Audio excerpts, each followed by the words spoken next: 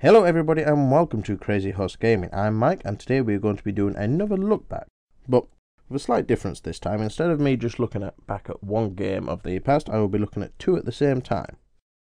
This time I will be looking at Ninja Shadow of Darkness and Tenchu Stealth Assassin. Both games revolve around ninjas and the feudal Japan era. Ninjas have been a stable go-to resort for many video games for many years, probably because of the mystery and myth surrounding ninjas and of course their rather unique skill set. This makes them a great target for video game developers as they can create some amazing characters and amazing worlds to dive into and lose yourself in. So, let's learn a little bit more about these two games, shall we? First of all, we have Tenchu. Tenchu Stealth Assassins was developed by Acquire Studios and is published by Activision in August of 1998. In Japan, it was published under the banner of Sony Music Entertainment. Tenchu is a stealth-based game which sees you use skill in sneaking and distraction over direct combat. Ninja Shadows of Darkness, developed by Core Design, the same studio known for the creation of the ever-popular and huge franchise Tomb Raider, was released in September of 1998 and was an action-adventure game. It was also published by Activision. So, these are like a month apart from each other. My initial idea was to compare these two games, but it became clear as I was playing both of them that they are very different games, with very different types of gameplay. So, you really couldn't really compare both of them as they were that different. The only things they had in common really was the fact that they were ninjas. Ninja is an action game along the same veins as the older Streets of Rage games and the even older Double Dragon games. You play as a purple-clad ninja who travels through the levels beating on various enemies, from your typical thugs and axe-wielding villains to giant creatures and mythical beasts. Ninja has a very fantasy feel to it and seems to play on the mythical and mystical side of the stories that surround the ninjas of old. You have special moves which enable you to throw firebolts and cause explosions, along with the usual ninja tools that you get, the unlimited amount of shurikens, smoke bombs, grenades, so on and so forth. The combat in Ninja is fairly straightforward with a punch-kick combo, as well as the bombs I mentioned earlier that acts as grenades. As well as your special moves, you can also pick up weapons that you will find throughout the levels hidden in chests, which sometimes they're booby-trapped and sometimes the chest will explode. So you'll open up some chests every now and then, a little glowing orb will come out and blow you up, and sometimes when you open them up they happen to be rigged with tripwires, so you will get sharp knives, daggers, spears flying through trees to try and hit you, or big boulders and weapons. Overall, the combat is fairly challenging and somewhat basic, and the gameplay does have a few issues, such as basic navigation and platforming, which was often the case in early polygonal games, even during the first PlayStation's era. The PlayStation was launched in 1994, and although this game was released in 1998, 4 years after the launch of the PlayStation, polygonal video game design was still in its infancy, so you would still find issues with this cropping up on a regular basis. Tenchu, although only being brought out a month before Ninja, is a very different game. Tenchu is a stealth-based game which sees you take on the role of either Rikmaru or Ayami. Both of them are members of the Azuma Ninja clan. The missions you are given revolve around you being given a target to take out, and you get graded on how you take out your target. The grading at the end of the mission depends on several different factors, including on how many times you are spotted by the enemy during the mission, how many enemies you kill other than the main targets, and so on. To get the best rank, you would need to take out your main target without being spotted by guards or other soldiers. To sneak around and dispatch your enemies, you are given several weapons or tools, including a grappling hook which allows you to travel along walls and roofs to help you sneak around your environment and take out your enemies quietly. Think of it as a Metal Gear Solid based in feudal Japan. With the nature of this game, the controls of Tenchu are a lot more complex.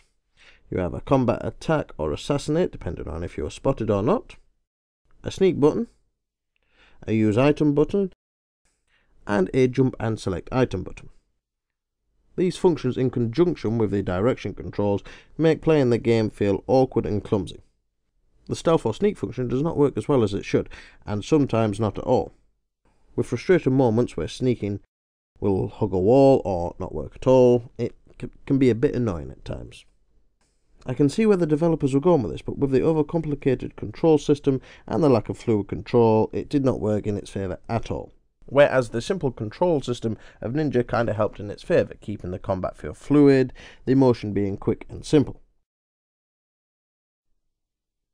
Overall, both games looked impressive for their time. However, as of most polygonal games of its age, it doesn't really hold up to current standards. But then again, I suppose you could also say we shouldn't really be measuring them to current standards. They are fairly old games now.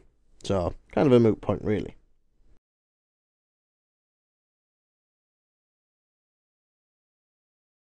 When it comes to gameplay, both games still hold up fairly well. They are both really challenging games and are really tough and hard to actually get through. They're enough to push any gamer's skills to the limit, I still feel, but sometimes you do have to wonder whether the challenge is coming from the lousy controls or whether it's come from the actual challenging gameplay. Or maybe a mix of both.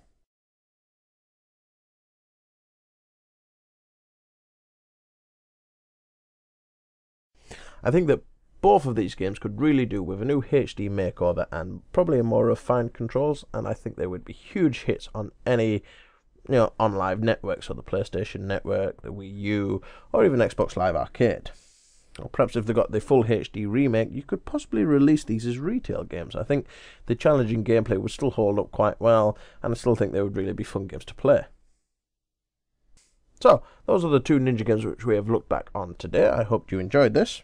It was something a bit slightly different. Rather than just going for the one game, we went for two games at once.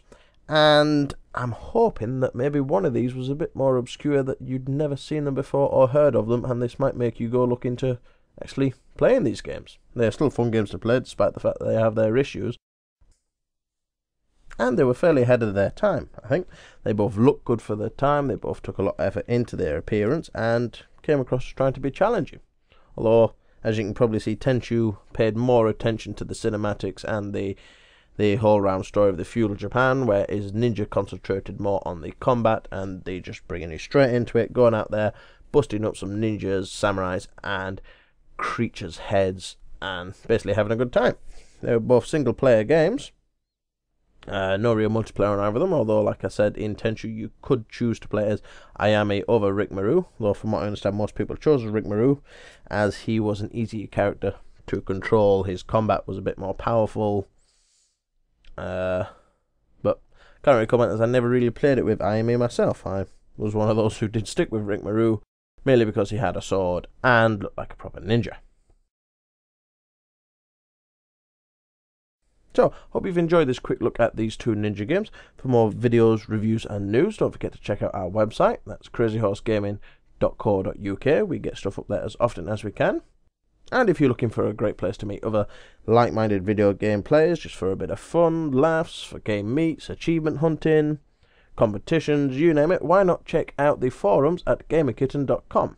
That's www.gamerkitten.com. I will leave links in the description of this video to both sites. And for the time being, I will leave you with a little bit more of the video game footage, and I will catch you all next time. So once again, thanks for watching, and goodbye.